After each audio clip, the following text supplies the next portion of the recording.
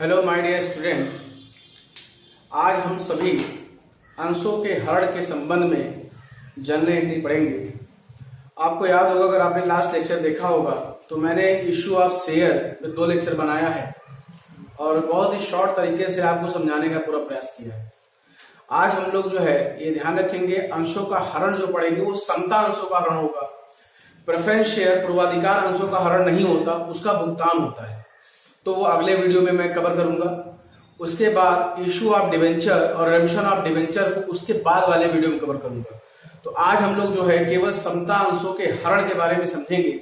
समता अंशों के हरण में क्या कौन कौन सी छोटी समस्याएं आती हैं, इनको जानेंगे और प्रयास करूंगा कि आपको वीडियो समझ में आ जाए, लेक्चर समझ में आ जाए। तो देखें, पहली बात तो ये जान लें कि समता अंशों का जो हरण है वह संचालक मंडल द्वारा 14 दिन का पूर्व नोटिस दे करके तभी अंशों का हरण करते हैं। अंशों का हरण होता क्यों है इसको जान लें। जब कोई अंशधारी शेयर होल्डर कुछ पैसा नहीं दे पाता कंपनी को, तो कंपनी उसको नोटिस भेजती है। अगर उस नोटिस का जवाब देने में वो असमर्थ है या पैसा जमा करने में असमर्थ है, अपनी कॉस्ट पेड करने में असमर्थ है, तो 14 दिन पूर्व उसको नोटिस दे करके 14 दिन बाद उसके अंशों का हरण कर लिया जाता है। अंशों का हरण करने का मतलब है कि अंश तो उसी के पास रहेंगे, केवल उसका जो रजिस्ट्रेशन नंबर होगा वो ब्लॉक कर दिया जाएगा और उस रजिस्ट्रेशन नंबर के माध्यम से ब्लॉक करने के बाद, प्रोसीजर करने के बाद वही अंश किसी और को री इश्यू कर दिए जाते हैं। तो आज हम लोग अंशों के हरण के साथ री इश्यू ऑफ इक्विटी शेयर भी देखेंगे। तो सबसे पहले मैं आपको अंशों के हरण से मिलती जुलती जो छोटी समस्याएं हैं उनको मैं बता दूं। तो अंशों के हरण में सबसे पहले ध्यान रखेंगे, जो एंट्री आप अंश को प्राप्त करने में वन टाइम में लेते हैं या जो एंट्री आप application, allotment, first call, second call और थर्ड कॉल के लिए करते हैं, उसकी जस्ट अपोजिट एंट्री आपको हरण के लिए करनी होती है। कैसे एंट्री होगी देखेंगे आपको करना ये होगा, ध्यान दीजिएगा। Share capital account debit. आपको पता है कि कैपिटल जो है डेबिट नहीं होता, क्रेडिट होता है, लेकिन इसको आपने अपोजिट किया, मतलब वो जो अपोजिट वे में आ गया। एंड 2, अगर आप अलॉटमेंट भाग गए तो यहां लिखेंगे इक्विटी शेयर अलॉटमेंट अकाउंट। यहां ध्यान देंगे अनपेड अमाउंट रहेगा। अनपेड अमाउंट का मतलब जिसका भुगतान आपने नहीं किया। और यहां पर आप कॉस्ट लिखेंगे, ठीक है, इक्विटी शेयर कॉस्ट अकाउंट।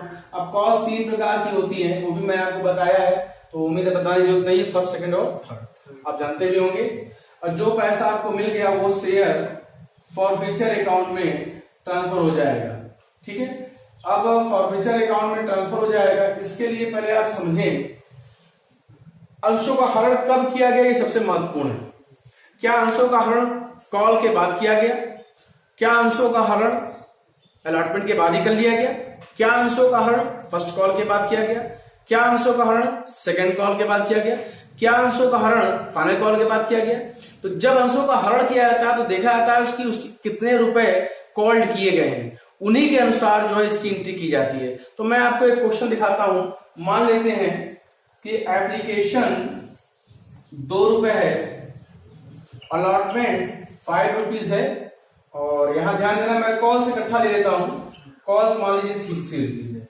अगर मैं ये कहूं नंबर ऑफ शेयर जिन अंशों का हरण करना है उस शेयर होल्डर के पास 200 शेयर है। मैं अगर आपसे ये कहूं कि अंशों का हरण अलॉटमेंट पर ही कर दिया गया, यहां किया गया है, ठीक है। अगर अंशों का हरण यहां किया गया है तो आपको ये ध्यान रखना होगा कि अब तक केवल 7 रुपए ही मांगे, मतलब अलॉटमेंट के बाद ही आपका अंशों का हरण कर लिया गया, कॉस्ट नहीं गए, तो इस शेयर की कीमत 7 रुपए ही होगी। तो कैसे फिल करेंगे समझेंगे आप। 200 शेयर थे आपके पास, तो 200 मल्टीपल 7 कर लेंगे, ये हो गया 1400 बकाया है। आप एप्लीकेशन दे चुके हो, यही फॉरफिट होने वाला अमाउंट है। आपने क्या नहीं दिया? अलॉटमेंट। तो 5 रुपए जो है इस पे आपने नहीं दिया, तो आप अलॉटमेंट में क्या करोगे, यहां पर 1000 लिखोगे। कैसे लिखोगे, यहां मैं लिख देता हूं 200 शेयर मल्टीपल 5, ठीक है। कॉस्ट नहीं है तो कॉल लिखने की जरूरत नहीं, लिखिएगा ही मत, ठीक। और शेयर फॉरफीचर अकाउंट कितने रुपए पेड हुए थे? 2 रुपए, तो ठीक है 200 शेयर मल्टीपल 2, ये हो गया 400 रुपीज। तो ये एंट्री बनेगी, ठीक है। अगर आपने अलॉटमेंट के बाद जस्ट बाद कॉल मांगने से पहले ही अंशों का हरण कर लिया तो, अगर अंशों का हरण यहां हुआ होता सपोज दैट पूरा मांगने के बाद, तो कुल कितनी कीमत होती 10 रुपीज। तो क्या करते आप यहां पर 10 रखते, ये हो जाता 2000।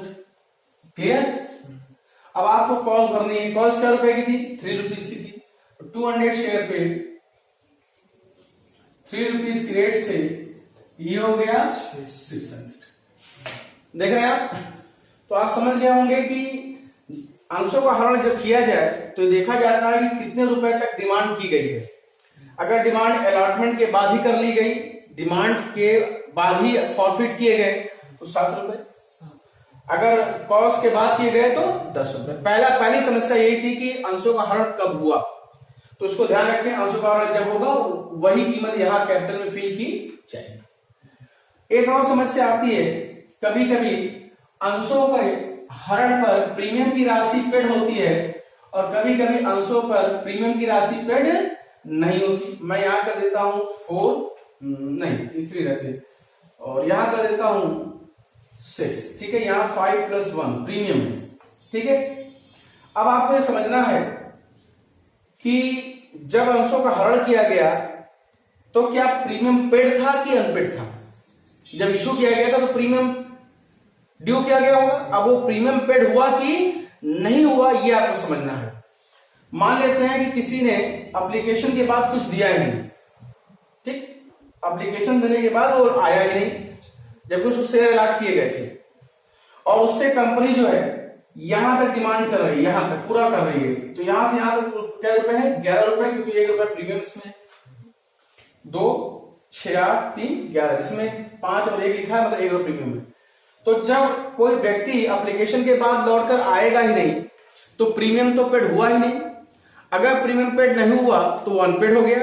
तो जब हम अंशों का हरण करेंगे तो जो प्रीमियम अनपेड होता है, ध्यान रखेंगे, जो प्रीमियम अनपेड होगा जिस शेयर पे, उसको हम लोग अपोजिट एंट्री पास करके कैंसिल कर देंगे। कैसे? अब इसी को हरण करना है, ध्यान देंगे। तो हरण कैसे करेंगे? जब आपने अंशों का हरण किया तो 11 रुपए डिमांड हो चुकी थी, ठीक, 10 रुपए की कैपिटल है, 10 रुपए की कैपिटल कितनी होगी, मान लीजिए इसी क्वेश्चन में लेते हैं 2000।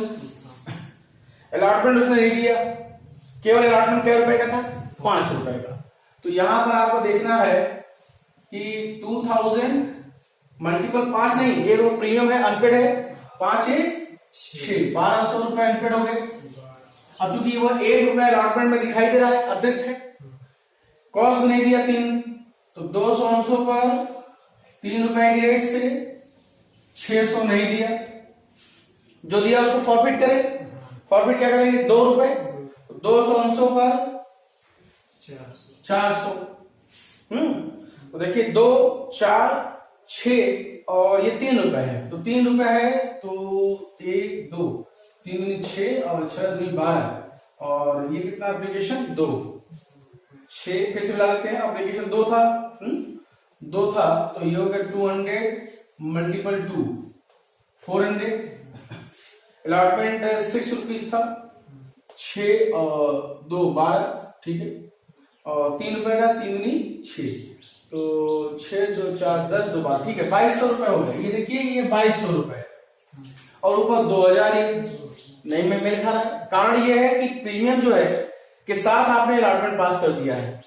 प्रीमियम के साथ अगर ये 5 रुपए होते तो कोई प्रॉब्लम नहीं होती विदाउट प्रीमियम, लेकिन ये प्रीमियम के साथ पास किए हैं आप और यहाँ प्रीमियम अनपेड है। और आपको पता है कि सिक्योरिटी प्रीमियम हमेशा क्या होता है, क्रेडिट होता है। क्या होता है? क्रेडिट। तो यहां पर आपको काम करना चाहिए, मैं ऊपर ही पास कर दे रहा हूं, जगह कम है उसी से नीचे लिखेगा। क्या करेंगे? सिक्योरिटी प्रीमियम अकाउंट डेबिट 200 अंशों पर, इसको डाल देता हूं, ठीक है, 200 अंशों पर 1 रुपए का प्रीमियम अनपेड है। अब ये 200 रुपए हो गए। अब इससे हुआ क्या, ये 200 रुपए इसमें थे पहले से, ठीक है, ये 200 रुपए जब यहां से पहले थे और वो अपोजिट चले गए, तो जब 200 इसमें से अपोजिट हो जाएगा तो ऑटोमेटिक ये 1000 हो जाएगा। तो देखिए टैली कर जाएगा।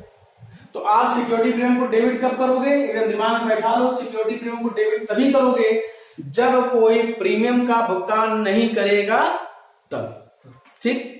अगर मैं ये कहूं कि ध्यान दीजिएगा आप लोग कि यहाँ पर प्रीमियम पेड हो गया क्योंकि कोई व्यक्ति यहाँ के बाद लौट कर नहीं आया इसी सवाल में। ये व्यक्ति अलॉटमेंट के बाद भागा, तो ये देखिए आपने 6 तो 8 रुपए मांग लिए और उसमें एक प्रीमियम भी है तो प्रीमियम पेड हो गया। अगर प्रीमियम पेड हो गया है तो आपको जर्नल एंट्री में प्रीमियम की एंट्री करने की जरूरत नहीं है, because premium is paid not in unpaid. अगर पेड है तो एंट्री नहीं करनी है, अनपेड है तो ही अपोजिट एंट्री करते हैं। अब आप यहां क्या करोगे, इसको हटा देते हैं। देखिए अब फिर से ध्यान दीजिएगा, ठीक है। आपको केवल कॉस्ट मांगनी है तो आप एक काम करो, इसको घटा दो क्योंकि पैसा तो मिल चुका है। अब देखो इस एंट्री को देखिए, आप लोग समझिएगा अब कैसे पास करोगे। देखिए शेयर कैपिटल 200 शेयर गुणे 10 किया, पिछली बार 11 किया था, क्यों 200 प्रीमियम क्या थे। चलो कैपिटल आपका 2000 का है, ठीक है। अब आपको समझना है कि ये व्यक्ति अलॉटमेंट दे के जा रहा है, मतलब प्रीमियम पेड हो गया। प्रीमियम पेड हो गया तो इसको अनपेड करने की जरूरत नहीं है। क्या नहीं मिला, 3। तो कॉस्ट पे कितना था आपका 3, 200 गुणे 3 600, ठीक। और प्रॉफिट कितना करेंगे 2 और 6 6 2 8, 1 रुपए प्रीमियम मिल चुका है, हटा दीजिए 5 2 7 रुपए। 200 गुणे 7 1400। अब भी देखिए सही है ना। तो ये समझना आपको है कि प्रीमियम अगर अनपेड होगा तो ही उसको डेबिट करेंगे और प्रीमियम अगर अनपेड नहीं होगा तो उसको डेबिट नहीं करेंगे। ये प्रॉब्लम। आखिरी प्रॉब्लम, अब इसी अंशों को हम लोग रीइश्यू कर देते हैं। रीइश्यू कर देते हैं मान लीजिए 6 रुपए के रेट से, तो एंट्री क्या होगी, रीइश्यू करेंगे what's coming cash at bank on debit and to share capital account, ठीक है। अब शेयर कैपिटल, अब मान लीजिए कि आपने 200 अंशों को 8 रुपए के रेट से बेचा, रीसोल्ड किया 1600, तो बेचा है ना, तो इसमें थोड़ी ना आएगा, बेचने से बैंक में आएगा। किसमें आएगा, बैंक। तो यहां लिखेंगे आप 200 गुणे 8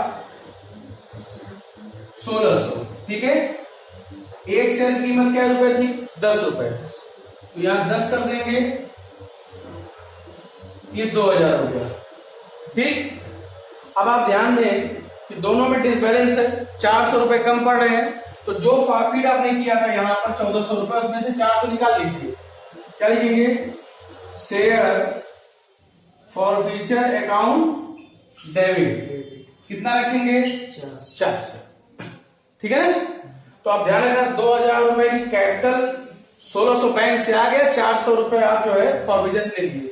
कितना ले लिए 400, तो बाकी 1000 रुपए जो बचेंगे, जो शेयर रीइश्यू हो जाते हैं, उन्हीं का पैसा जो है ट्रांसफर कर दिया जाता है। कहां ट्रांसफर होता है, कैपिटल रिजर्व में। कैसे ट्रांसफर करोगे, फॉरफिचर क्रेडिट था, उसमें जितना डेबिट हो चुका है, जितना बचा उतना और डेबिट करो। क्या लिखोगे, share forfeiture account debit and to capital क्या रिजर्व अकाउंट, है ना।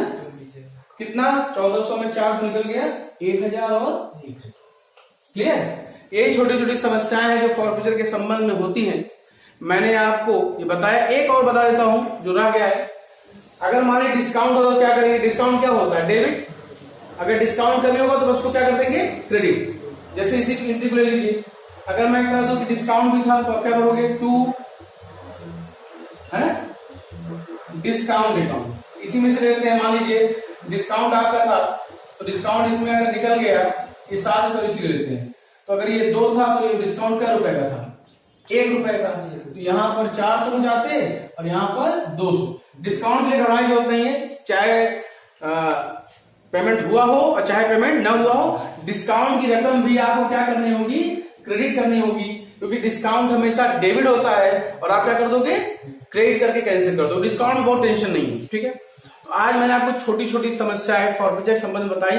पहला प्रीमियम, अब दूसरा डिस्काउंट भी मैंने लास्ट बता दिया, कब अंशों का हरण करेंगे ये भी मैंने आपको बता दिया। और ये ध्यान रखना है कि रीइश्यू करते समय जो पैसा बचेगा अंशों पर रीइश्यू करने के बाद, वो पैसा कैपिटल रिजर्व में ट्रांसफर हो जाएगा और आपके पास जो भी बुक्स हो उसका भी अध्ययन करें, क्योंकि वहां डिटेल में क्वेश्चन दिया गया होगा। उम्मीद है शॉर्ट वीडियो के माध्यम से मैं आपको समझाने में सफल रहा हूं। आज का वीडियो आपको पसंद आया होगा। आज के लिए इतना ही। Thank you.